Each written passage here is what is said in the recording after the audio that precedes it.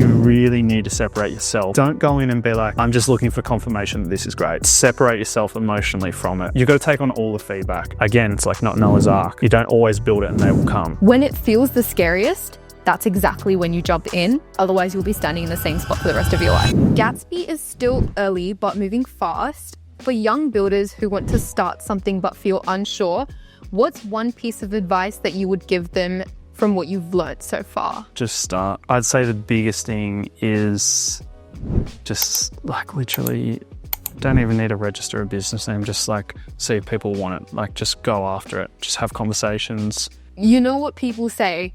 When was the best time to plant a tree? 10 years ago, right? And when's the second best time to plant a tree? Now.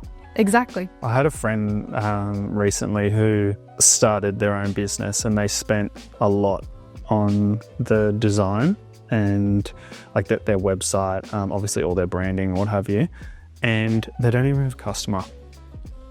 Like that's the biggest thing I would say is get out of the mindset of this is going to be fun. It's all just going to be sunshine and rainbows. Get out of that because you need to see if people actually want it because it's more often than not going to be tough. Like in the beginning it'll be tough and then it will eventually turn, hopefully. If your product's good enough, but get out of that mindset. So just getting started is important. Like don't set yourself up for failure. Whereas like in that you would pay all this money for all these things, don't do that. Just start, just like see if people want it. Just have a conversation. I'd say the biggest thing that I would like say to anyone is just go out and have a conversation. If you're interested in starting a media company, go out and like have a conversation with businesses that have, you know, that you would potentially interact with, that would be a customer or what have you. If you're starting, you know, a tech business, like whatever your product is, go have a conversation with those people that interact with your product, see if they actually want it. That's probably the biggest one. You need to separate yourself. Like you really need to separate yourself from your business or your startup. It's not like a reflection of you. It's not an extension of you. It is its own entity. And you can't make emotional decisions around it based off of you. And that's one of the things that we do quite well is that it's like, what's the best for Gatsby? Gatsby is its own entity. What's the best for Gatsby? What pushes Gatsby forward? Not emotionally me towards this, emotionally Parsa or NK or Hani towards this. What's best for Gatsby, its own entity. What's also really important about that, especially when you have a startup, is that remove yourself from your startup. Do people actually, again, want it? If someone doesn't want it, don't be offended by it. Listen, like really listen. Don't go in with the mindset of like looking. You should go in like with the mindset of like a scientist. Like go in and, or like explore it. Don't go in and be like, I'm just looking for confirmation that this is great. Or like if someone gives me feedback that I don't like, don't be like, oh, that person's wrong.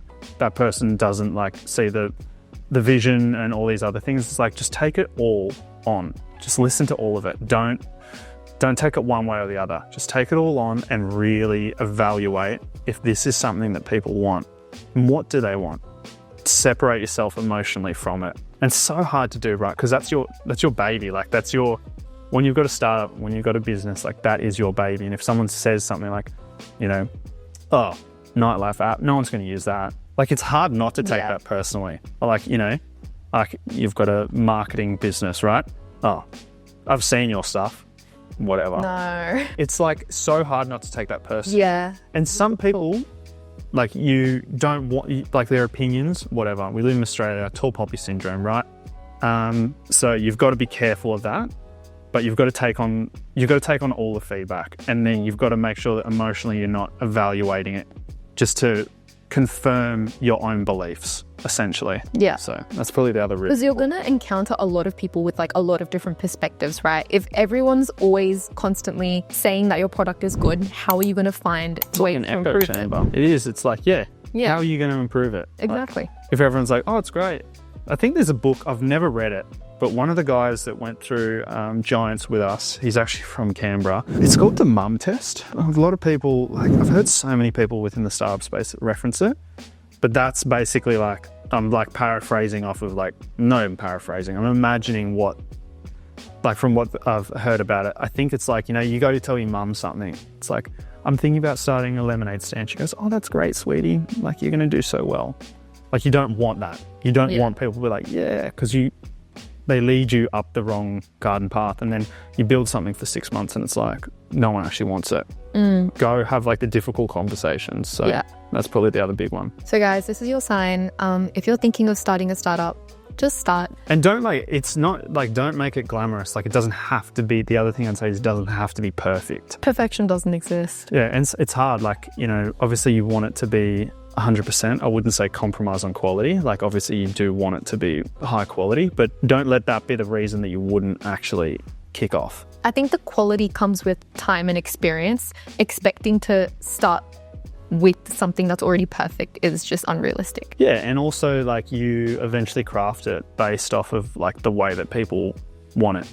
Like that's the good thing about having conversations with people. Like, again, it's like not Noah's Ark. You don't always build it and they will come. Like, you've got to understand what they want. So have that conversation and then begin to find your perfect from how it is that people are interacting with it.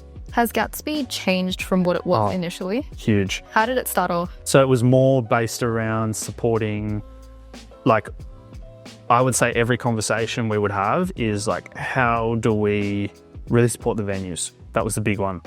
And then probably a few months in, we just like flipped and we're like, all users, like, how do we create products for users that they're actually, they really want to use, and like, how are we meeting them where they're at?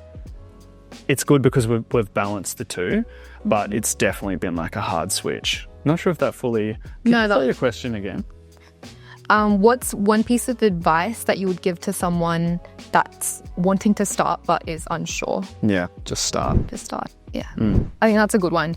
It's very simple, but people don't get it. People are like, I need to have the perfect thing. Like, this has to be aligned. This has to be aligned. But that will come with time. Yeah. Right. It's like anything. Like, if you're standing at like a swimming pool or like a cold plunge, right? And it's like, I see it as the same thing. You're sitting there, you want to, like, you have to get into it, whatever. Once you're in it, like you're swimming, you're not even as cold as what you thought. It's just the like diving in. It's actually just getting started. The other like thing I would say is like, you need to be careful, but like, same analogy, just chuck yourself off the deep end. Like, just get into it where you have to just run. You're not sort of thinking as much. Like when we did New Wave, we were just sort of sitting there and we're like, okay, you know, we could do this, we could do that. Let's just announce it and let's just go. Let's just do it. Let's book the space and then let's just make it work. Yeah. And, you know, we'd had certain conversations with people that we knew that there was a high probability that it would do well. So we'd done that prerequisite that I was talking about before. But then we just chucked ourselves into it and we just did it. And it's like so frightening when you're in it, but you've like got to do it. Yeah. When it feels the scariest, that's exactly when you jump in. Otherwise, you'll be standing in the same spot for the rest of your life. That's the thing. Like, you don't want to look back in, because I heard this, like my mum said something to me recently. It's like the days are long, but the years are fast. Like, you look back, like, what were you doing? Like, when was COVID? Do you remember what you're doing during COVID? No. It was like, that was like 5 years ago, 4 or 5 years ago. It's gone like that. Yeah. And like, you think if you had 4 or 5 years or 2 years or a year having started a business, or you could sit and like really wait, think about it and think about it and think about it. If you know what you want to do, like, it's just like, it is probably just go do it.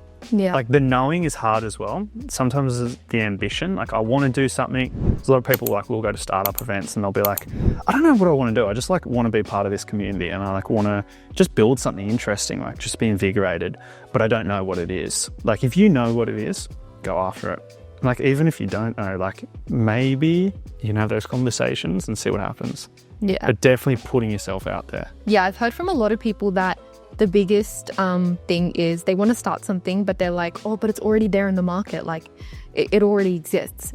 But in reality, everything exists, right? There's multiple things within every niche. You have to really... I think marketing is the biggest thing. I don't know if this is like biased because I am in marketing, but I think marketing is arguably the most important thing. I think that what I've like learned recently, I would say, is that then you have to be met by a good product. because that's what actually gets people to stick around. Yeah. There's so many times that you'll market, and that's actually probably one of the things that I don't talk about, is that if the product's good, then the word of mouth is going to be huge. Like, that's what everyone wants, right? Yeah. Everyone wants their product to be spoken about by other people, and that's how they want it to get out there. It's like you say, like, there's so many times I've seen things that are marketed so well and you get there and it's just not. Like, you know, that whoever's done the marketing has done a way better job than whoever's, like, you know, run the event or like whatever the product is or what have you. Marketing gets you to the product, but it's not the other way around. Like, if your marketing is good, it'll get you to the product, but not everyone can get to the product without the right marketing, if that makes sense. Like, the product can be bad, but it's about the marketing to get to the product. Yeah. Makes sense. Yeah. Yeah. Yeah, it is. Like, you've got to get out there somewhere. Like, people don't just land on stuff. Like, it finds them, or they go out and they find it, and it's ultimately through, like, making those, you know, decisions within, like, marketing the product. I think that the ambition, like, to start something or want to be a part of something is good, but it's more work than anything else. What would you say one regret would be that you have? Personally, I don't feel like regrets are real. I think everything that happens for a reason, and it teaches you something, or you are blessed by something. But what would you say one regret would be that you've had? Honestly, like, probably not chucking ourselves in the deep end more. But you can't do it that often. You have to be careful, like, because you don't want to create, like, an environment and a culture where you're just constantly, like, from one storm to the next.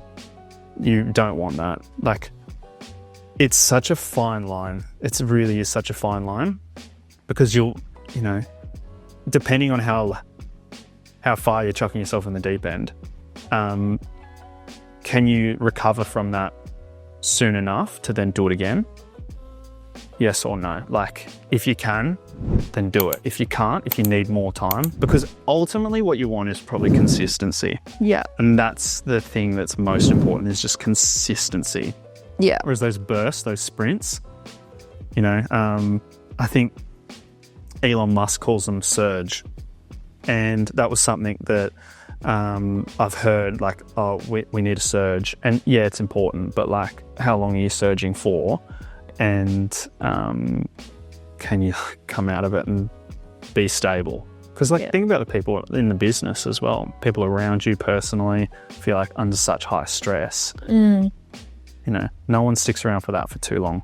Yeah. Probably, chuck ourselves in the deep end more. That's probably, but it's not even a regret. It's just like, we'll change that and we'll keep going. Yeah. So now it's time for some, like, light, fun questions. I think we've gone a bit too deep into the heavy questions now. But if you had to describe Gatsby in 7 words, how would you do it? I'd say it's more fun specific to you within the nightlife space.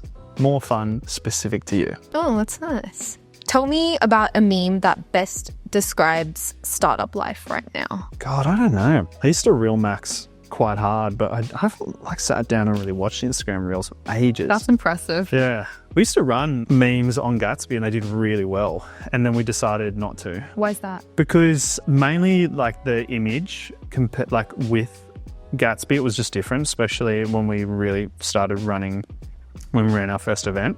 But they did really well. Like, they got good engagement. We've talked about having, like, a sub Instagram profile where we just run memes, like, especially within the nightlife and, like, event space, because we've got heaps sitting there and we know that they did well. It's just whether we do it or not. A meme, I don't know, the one of The Office where it's like the fire drill or whatever, and, like, everyone's trying to get out.